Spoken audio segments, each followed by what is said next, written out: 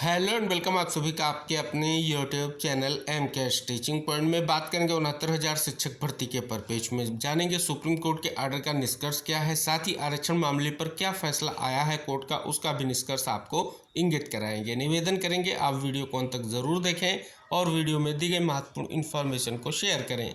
अगर आप चैनल पर पहली बार विजिट कर रहे हैं तो चैनल को सब्सक्राइब जरूर कर लें, जिससे जो भी नेक्स्ट इन्फॉर्मेशन आप तक शेयर की जाए वो आसानी से पहुँच सके। जैसा कि यहाँ पर आप देखेंगे diary number 52/690/2024 Ved Prakash versus state of Uttar Pradesh, जो ये एसएलपी है, ये हाईकोर्ट डबल बेंच के फैसले को चैलेंज करते हुए फाइल की गई।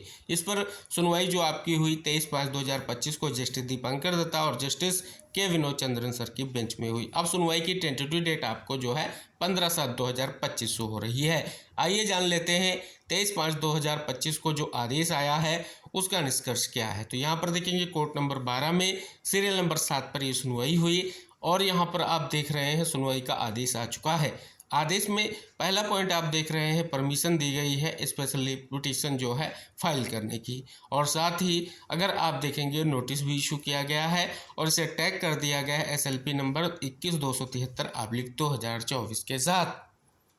अब जैसा कि आप देख रहे हैं एसएलपी नंबर 21/273/2024 जो एसएलपी नंबर है वो आपका है। यहाँ पर आप देख रहे हैं जो एसएलपी फाइल की गई यानी लीडिंग एसएलपी है Ravi Kumar Saxena versus state of UP वाली, यानी डायरी नंबर 38/554/2024 और केस नंबर है आपका एसएलपी नंबर 21/273/2024। अगर हम बात कर लें फाइनल सुनवाई के परपेज में तो पिछली सुनवाई जो है 8/4/2025 को लिस्टेड हुई, लेकिन तब भी सुनवाई को लेकर के जो है याचिकाएं टेकअप नहीं हो पाई। टेंटेटिव डेट यहाँ पर 21/7/2025 है, यानी अगर आप देखेंगे जो 23 तारीख को सुनवाई हुई उसमें अब टेंटेटिव डेट 15 तारीख है, लेकिन टैग होने के कारण अब यहाँ पर आप देखेंगे तो 21/7/2025 की जो डेट है लगभग वो सुनवाई की जो है नियत हो चुकी है। अब जैसा कि आप सभी को इंगित करा दें, वर्तमान प्रक्रिया अगर आप देख रहे हैं तो स्पष्ट तौर पर बहुत से मुद्दे आपकी भर्ती में देखने को मिलेंगे, लेकिन वर्तमान में जो चयनित हैं और स्पष्ट तौर पर आप देखेंगे उनके लिए जो कोर्ट के आदेश पर सचिव का आदेश है तो विभिन्न जिलों से आपको देखने को मिल रहा है कई सारे जो है शिक्षकों की सेवाएं समाप्त हो रही हैं और इस पर पेज में जिले वाइज इन्फॉर्मेशन लगातार आपको देखने को मिल रही हैं। अब यहाँ पर सबसे अहम यह है कि जुलाई में जो आपकी ये सुनवाई है उम्मीद है कि इसमें एक बड़ा निष्कर्ष आपको देखने को मिलेगा, क्योंकि एक लंबे समय से अभ्यर्थियों का इंतजार जारी है। कैस ये भी लगाए जा रहे हैं कि अब जो है स्पष्ट तौर पर चाहे उत्तर कुंजी मामला हो चाहे आपका आरक्षण मामला हो, दोनों उम्मीद है इनका निस्तारण आपको जुलाई में दिखता नजर आएगा, क्योंकि आरक्षण मामले पर लगातार देख रहे हैं अभ्यर्थियों का प्रयास और लगातार जो है स्पष्ट तौर पर मुद्दा आपको देखने को मिल रहा है। और इसी तरीके से आप देख रहे हैं जो स्पष्ट तौर पर वर्तमान में प्रक्रिया चल रही है, जिस प्रकार से आदेश के बाद जो है चयनितों को उनके सेवानिवृत्ति का आदेश जारी किया जा रहा है, इससे स्पष्ट है कि जल्द ही भर्ती के विविध मुद्दों के निस्तारण को लेकर के स्थिति जो है आगे स्पष्ट होती दिखाई देगी। अब बात कर लेते हैं कौन से परपेज में एक महत्वपूर्ण जो है फैसला आया है, और वो है आरक्षण मामला। क्या आरक्षण मामला है, किस प्रकार के आरक्षण को लेकर के ये आदेश है, आइए बात कर लेते हैं। तो यहाँ पर देखेंगे ईडब्ल्यूएस आरक्षण लागू करने के लिए उचित प्रक्रिया अपनाए सरकार। इलाहाबाद हाईकोर्ट ने कहा कि उचित प्रक्रिया न अपनाने से योग्य अभ्यर्थी रह जाते हैं वंचित।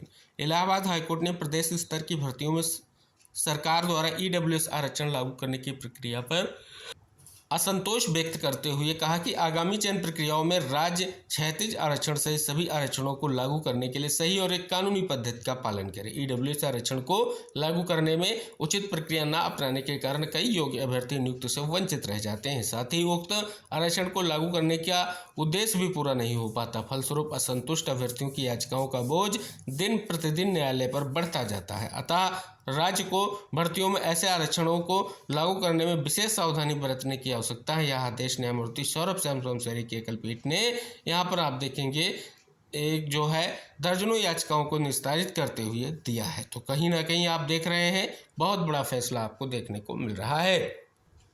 तो फाइनली यहाँ पर अगर आप देखेंगे वर्तमान में जो सबसे अहम जो 69,000 शिक्षक भर्ती की एक महत्वपूर्ण कड़ी है वो है स्पष्ट तौर पर वर्तमान में चयनित शिक्षक और उनके सेवा समाप्ति का आदेश। कोर्ट के आदेश पर प्रक्रिया गतिमान है और लगातार आपको जिलों से इन्फॉर्मेशन देखने को मिल रही है।